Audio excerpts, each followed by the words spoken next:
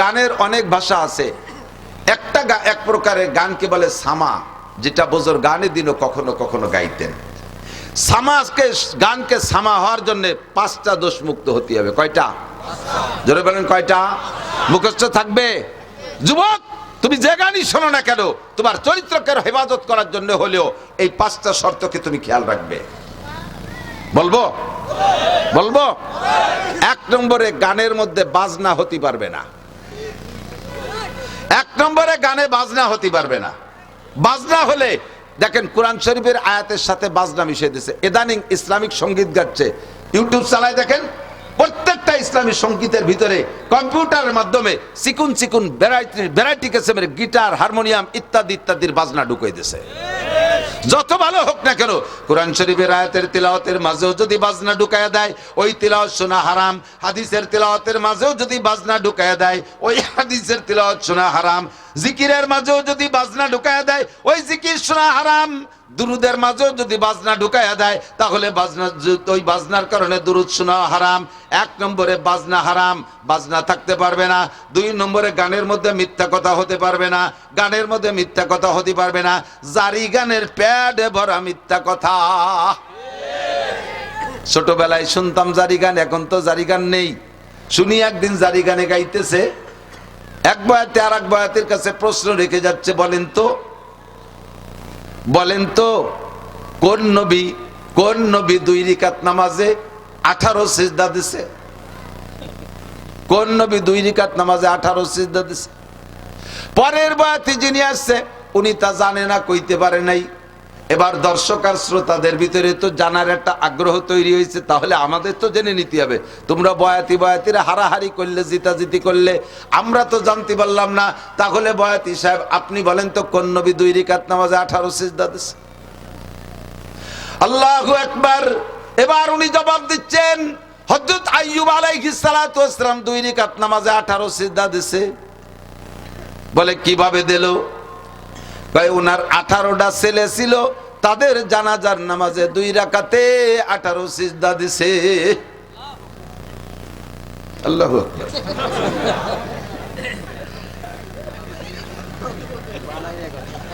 এইভাবে টাইম দে কলি সুবহানাল্লাহ আর আল্লাহু আকবার করতে হবে তা না। এবার আমি বললাম, আমি তো সে সময় শুনি নেই, পরবর্তীতে জারি গানের বয়াতি কিবরিয়া সাহেবের সাথে একদিন মাহফিল, আমি বললাম আপনারাও গাইতেন নাকি এই গান? কয় হ্যাঁ, তো আমরা গাইছি। তা বলেন তো 2 রাকাতে 18 সিজদা কেন দিল? কয় তার 18 ছেলে ছিল, জানাজার নামাজে 18 সিজদা। আমি বললাম যে এই কথাটা বুয়ো না সঠিক, আপনি কি টের পান নাই কোনোদিন? কয় বুয়ো হওয়ার কারণ কি? আমি বললাম আপনি কি জানাজার নামাজ জীবনে পড়ে থাকেন? কয় হ্যাঁ, 1 মাস আগে তো আমার মার জানাজা পড়ছি। কয় সিজদা দিয়েছেন? কয় রাকাত পড়ছেন জানাজার নামাজ? কয় জানাজার নামাজ কি রাকাত আছে নাকি? তা আপনার জানাজার রাকাত থাকলো না, আইয়ুব আলাইহিস সালাম রে 2 রাকাত পড়ালেন কিভাবে? তাও তো এক কথা। এমন কানে বানি গেছে, তাও তো এক কথা। আমাকে জানাজার রাকাত নাই, আইয়ুব আলাইহিস সালাম রে 2 রাকাত পড়াবা কে? আমি বললাম আপনার মায়ের জানাজায় কয় সিজদা দিয়েছেন? কয় সিজদা একটাও দেই নাই। তা আইয়ুব নবীর সন্তানদের জানাজায় সিজদা দেবে কেন? সিজদা হবে একমাত্র কার জন্য? আল্লাহু আকবার। বরাবর 3টি অঙ্গ হেফাজত করো, এই অঙ্গটা হেফাজত করো আল্লাহর জন্য, জবানটা হেফাজত করো আল্লাহর জন্য, বরাবর নিচে আরেকটা অঙ্গ শরমগা হেফাজত করো আল্লাহর ভয়ে। 3টি অঙ্গর হেফাজত যদি করতে পারো, তাহলে নবী পাক বলেন আজমাল্লাহুল জান্নাহ, আমি তোমার জান্নাতের জামিন হয়ে যাব। সিজদা হবে কার জন্য? একমাত্র আল্লাহরই জন্য। মূর্তির সামনে সেবা, পীরের সামনে সেবা। দেখেন না বাউল পাল্টে ওকে ছবি দেখেন, আরো ভিডিও দেখেন, দেখবেন ওই বাউল, বড় বাউল বৈশা আছে, আর ছোট ছোট কুসো ফাউলরা যে তার সামনে সেবা দিচ্ছে। দেখছেন না সিজদা দিতে? এগুলো মোমেন না মুশরিক? মোমেন না মুশরিক? আকলিস দীনাকা ইয়াকফিকাল আমালুল কালিল। শুনতে ভালো লাগে তাই বলেই শুনবেন, তাই বলে যা তা শুনবেন না, যাতে আপনার ঈমান আমলকে ধ্বংস করে দেয়, এমন কিছু আমি শুনতাম না। আরে আল্লাহু আকবার। মুমতাজের গান, দুনিয়ার যত পচা গান আছে, এ গান শুনলে গুনাহ হয়, তবে ঈমান যায় না। ওই সব গান শুনলে গুনাহ হয়। খেয়াল করেন, এই সব গান, যত কণ্ঠশিল্পী আছে দুনিয়ার পচা নোংরা গান গায়, এসব গান শুনলে ঈমান যায় না, তবে কবিরা গুনাহ হয়। কবিরা গুনাহ হয়, তবে ঈমান যায় যায় না। কিন্তু বাউল গান, বিচার গান আর জারি গান আর করচা গান, এই সমস্ত গান শুনলে ইমান যায়। কারণ এই গানগুলো শুনে তার ভিতরে যে ইসলামী ইতিহাসগুলো ওরা বলে, এই কথাগুলো শ্রোতারা বিশ্বাস করে। আর এই বিশ্বাসের কারণে ভুল ইতিহাস তার অন্তরের মধ্যে ঢুকলো। আর ভুল ইতিহাস বলতে বলতে আল্লাহর সম্পর্কে সমালোচনা, নবীদের সম্পর্কে সমালোচনা, এমন এমন খারাপ ভাষা ব্যবহার করে যেগুলো উচ্চারণ করাই সম্ভব না। কয় আদম আলাইহিস সালাম লম্বা ছিল, এই বাউলরা কয় আদম আলাইহিস সালাম লম্বা ছিল 120 হাত, তার পুরুষাঙ্গ লম্বা ছিল 17 হাত। তোর আব্বা যাই আমায় ফিয়াইছে শালার, কাজাতি গেছিলাম রে, পারলাম না, ঠেয়া ফেলছি, বহুত কষ্ট করে ঠেয়া ফেলেছি। আস্তাগফিরুল্লাহ। জানোয়ার আদম আলাইহিস সালাতু ওয়াস সালাম জলিলুল কদর নবী, দুনিয়ার সর্বপ্রথম মানুষ, সর্বপ্রথম নবী, তার অঙ্গ প্রত্যঙ্গ মাপার দায়িত্ব তোর কে দেছে? এই অ্যানিম্যাল, পশু, বাস্টার্ড, হারামজাদা। তার জন্মের ঠিক নাই যদি সে এরকম উচ্চারণ করে থাকে। কথা বলেন ঠিক ঠিক না? আল্লাহ সম্পর্কে কটূক্তি, নবী সম্পর্কে সমালোচনা, কয় কি? আমি বললাম তো এই সব দিক দিয়ে এরপরে তুমি ভুলটা বুঝে নাও। আইয়ুব আলাইহিস সালাতু ওয়াস সালামের ছেলে 18টা, আগেও না পরেও না, ছেলে ছিল 6টা। এক রাত্রে 6 ছেলে উদাও হয়ে গেছে।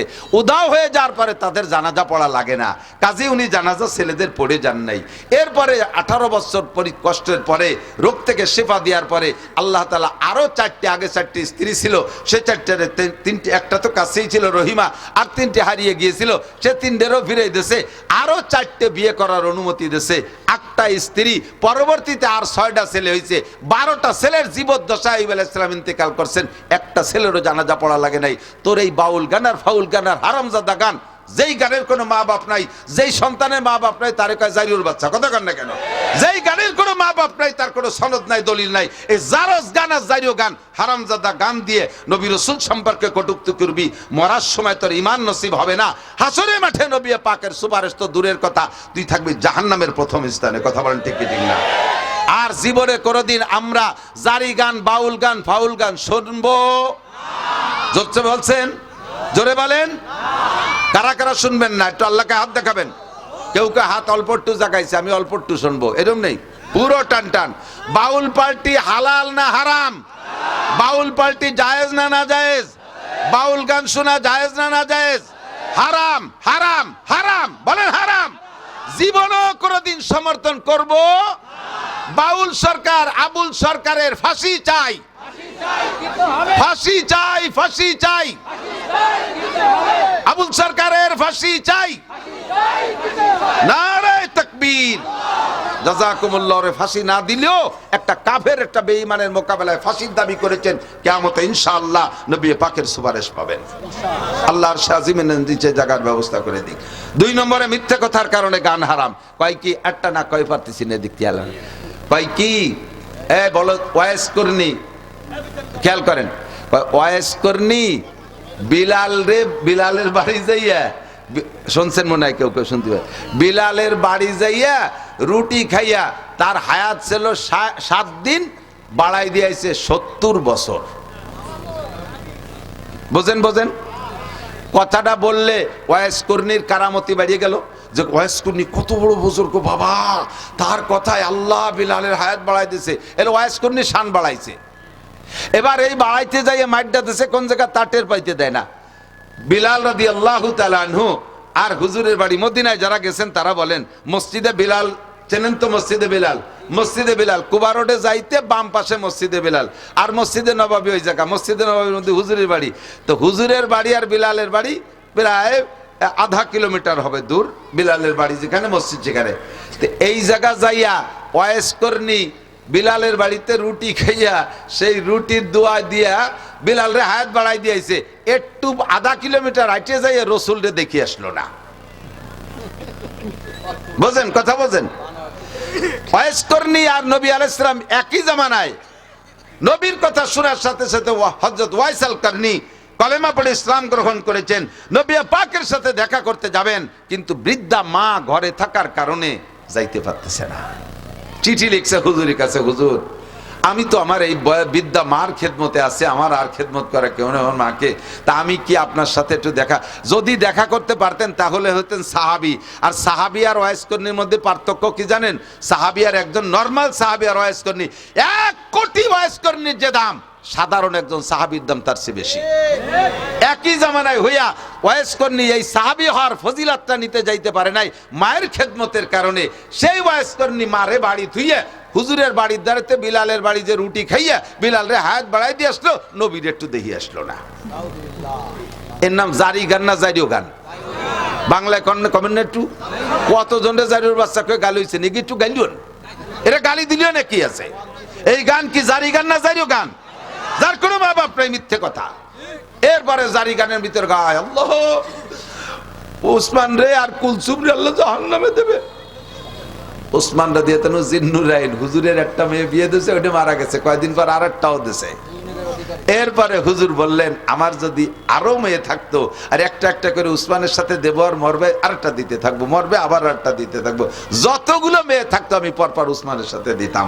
এই উসমান রাদিয়াল্লাহু তাআলা তৃতীয় খলিফা, নবী আলাইহিস সালামের কলিজার টুকরা জিন্নুরাইন, হুজুরের 2টা মেয়ে ওনার সাথে বিয়ে দিয়েছে বিদায় হুজুর বলে জিন্নুরাইন 2টা নূরের অধিকারী। সেই উসমান আর হুজুরের মেয়ে কুলসুম এই দুইজনে বদদোয়ারে ডেওয়াই দেশে জারিও গানা লাগে বিবৃতি শুনে যে হযরত উসমান ধনী মানুষ, বিশাল জিয়াফত করছে, অনুষ্ঠান করছে। সেই অনুষ্ঠানে ফাতেমা আর আলী আর হাসান হুসাইন এই 4 জনের পোশাক ভালো না, গরিব, এই জন্যই 4 জনের দাওয়াত দেয়নি, খাতি দাওয়াত দেয়নি। যেমন দাওয়াত দেয়নি আল্লাহ সেরকম বিচার উড়িয়ে দিছি, সব ডেক ভরা ভাত মাটি হয়ে গেছে। ওরা কয় বাবিটা যে দেখে আইছে। শুনছেন না এই কথা? এই গান শুনছেন না? আমি শুনছি, আপনারা আসলে আমি শুনছি। এইরকম তাজা মিথ্যে কথা। ওয়াইসকর্ণী কি বলে হযরত উসমানের বাড়ির ভাত সব মাটি হয়ে গেছে, আর এইটা জারি গানের ভিতরে শুনাইয়া হযরত উসমান আর কুলসুমকে কালারিং করেছে। হাসান হুসাইন ফাতেমা পাক পাঞ্জাতনরে মোহাব্বত করতে যাইয়া তুমি বেঈমান হয়ে গেছো। তুমি কি জানো উসমান কে? তুমি কি জানো? হযরত উসমান রাদিয়াল্লাহু তাআলা বলেন হুব্বিবা ইলাইয়া মিনাদ দুনিয়া সালাস, দুনিয়ার 3টে জিনিস আমার ভালো লাগে।